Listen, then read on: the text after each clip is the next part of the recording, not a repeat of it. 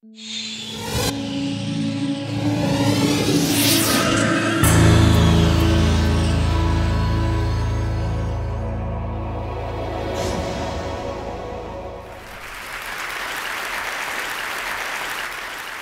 believe that there are new hidden tensions that are actually happening between people and institutions. Institutions that are the institutions that people inhabit in their daily life. Schools, hospitals, workplaces, factories, offices, etc. And something that I see happening is something that I would like to call a sort of democratization of intimacy. And what do I mean by that? I mean that what people are doing is, in fact, they are sort of, with their communication channels, they are breaking an imposed isolation that these institutions are imposing on them. How are they doing this? They're doing it in a very simple way, by calling their mum from work, by IMing from their office to their friends, by texting under the desk. The pictures that you're seeing behind me are people that I visited in the last few months. And I asked them to come along with the person they communicate with most. And somebody brought a boyfriend, somebody a father. One young woman brought her grandfather. For 20 years, I've been looking at how people use channels such email, the mobile phone, texting, etc. What we're actually going to see is that fundamentally people are communicating on a regular basis with 5, 6, 7 of their most intimate sphere. Now, let's take some data. Facebook, recently some sociologists from Facebook. Facebook is, the channel that you would expect is the most enlarging of all channels. And an average user, said Cameron Marlowe from Facebook, has about 120 friends, but he actually has two-way exchanges with about 4 to 6 people on a regular basis, depending on his gender. Academic research on instant messaging also shows 100 people on buddy lists, but fundamentally people chat with 2, 3, 4, anyway less than 5. My own research on cell phones and voice calls showed that 80% of the calls are actually made to 4 people, 80%. And when you go to Skype, it's down to 2 people. A lot of sociologists actually are quite disappointed. I've been a bit disappointed sometimes when I saw this data, all this deployment just for 5 people. And some sociologists actually feel that, that it's a closure, it's a cocooning, that we're disengaging from the public. And I would like to show you that if we actually look at who is doing it and from where they're doing it, actually there's an incredible social transformation. There are 3 stories that I think are quite good examples. The first gentleman, he's a baker, and so he starts working every morning at 4 o'clock in the morning. And around 8 o'clock, he sort of sneaks away from his oven, cleans his hands from the flour, and calls his wife. He just wants to wish her a good day, because that's the start of her day. And I've heard this story a number of times. A young factory worker who works night shifts, who manages to sneak away from the factory floor, where there's CCTV, by the way, and find a corner where at 11 o'clock at night he can call his girlfriend and just say good night. Or a mother who at 4 o'clock, suddenly manages to find a corner in the toilet to check that her children are safely home. Then there's another couple. There's a Brazilian couple. They've lived in Italy for a number of years. They Skype with their families a few times a week. But once a fortnight, they actually put the computer on their dining table, pull out the webcam, and actually have dinner with their family in Sao Paulo, and they have a big event of it. And I heard this story the first time a couple of years ago from a very modest family of immigrants from Kosovo in Switzerland. They had set up a big screen in their living room, and every morning they had breakfast with a grandmother. But Danny Miller, who's a very good anthropologist who's working on Filipino migrant women who leave their children back in the Philippines, was telling me about how much parenting is going on through Skype, and how much these mothers are engaged with their children through Skype. And then there's the third couple. They're 2 friends. They chat to each other every day, a few times a day, actually. And finally, they've managed to put instant messaging on their computers at work. And now, obviously, they have it open. Whenever they have a moment, they chat to each other. And this has become such a norm of our professional life, such a norm and such an expectation. And it had nothing to do with technical capabilities. The phones were there, but the expectation was once you moved in there, your commitment was fully to the task at hand, fully to the people around you. That was where the focus had to be.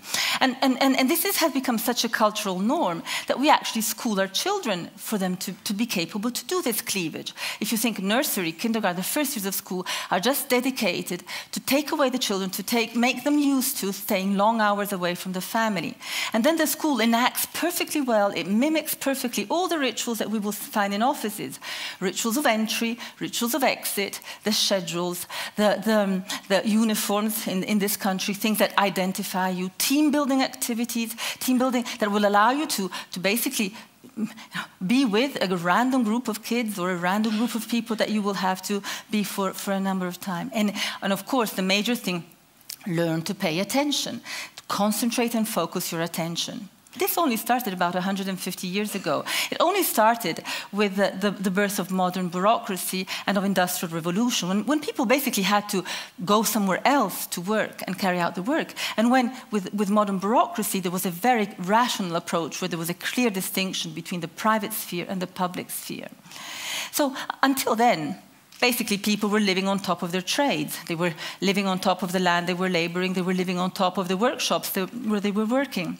And if you think it's permeated our whole culture, even our cities, if you think of medieval cities, the boroughs have the names of the guilds and professions that lived there. Now we have sprawling residential suburbia that are well distinct from production areas and commercial areas. And actually, over these 150 years, there's been a very clear class system that also has emerged. So the lower the status of the job and of the person carrying out, the more removed he would be from his personal sphere. People have taken this amazing possibility of actually being in contact all through the day or in all types of situations. And they're doing it massively. The Pew Institute, which produces good data on a regular basis on, for instance, in the States, says that, and I think this number is conservative, 50% of anybody with email access at work is actually doing private email from his office. I really think that the number is conservative. In my own research, we saw that the peak for private email is actually 11 o'clock in the morning, whatever the country. 75% of people admit doing private conversations from work on their mobile phones. 100% are using text. The point is that this reappropriation of the personal sphere is not terribly successful with all institutions. I'm always surprised that the US Army sociologists are discussing of the impact, for instance, of soldiers in Iraq having daily contact with their families. But there are many institutions that are actually blocking this access. And every day, every single day, I read news that make me cringe, like $15 fine to kids in Texas for using every time they take out their mobile phone in school. Immediate dismissal to bus drivers in New York if seen with a mobile phone in a hand. Companies blocking access to IM or to Facebook. Behind issues of security and safety, which have always been the arguments for social control, in fact, what is going on is that these institutions are trying to decide who, in fact, has a right to self-determine their attention, to decide whether they should or not be isolated, and how, you know, and they are actually trying to block, in a certain sense, this movement of a greater possibility of intimacy. Okay.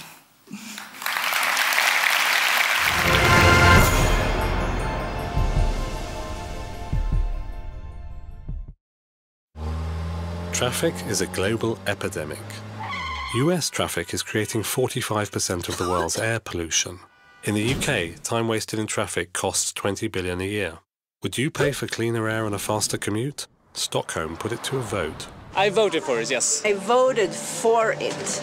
I vote for it. We're not old enough to vote.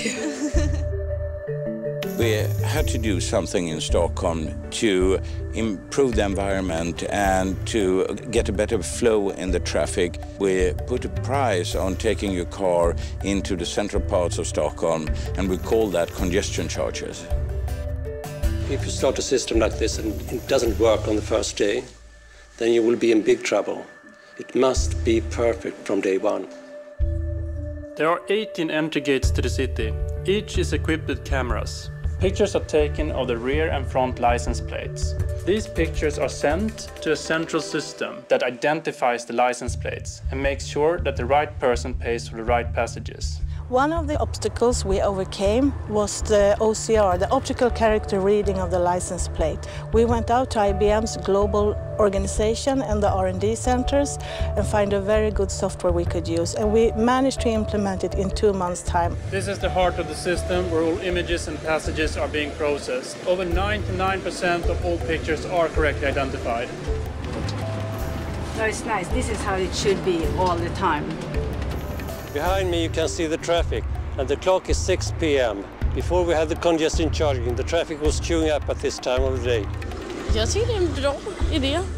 I think it's a good idea because I think that we should take care of the environment in the city. The traffic went down with about 22% and the air pollution was about 14% better. It's a huge international interest from different parts of the world, from the United States, from Latin America, from China, and it's really a pleasure to tell people not what we are planning to do, but what we actually have done in Stockholm. I voted for it, yes I did. Not my husband, so but I did. I think he is not thinking like me for the future. I'm thinking for the children and the grandchildren.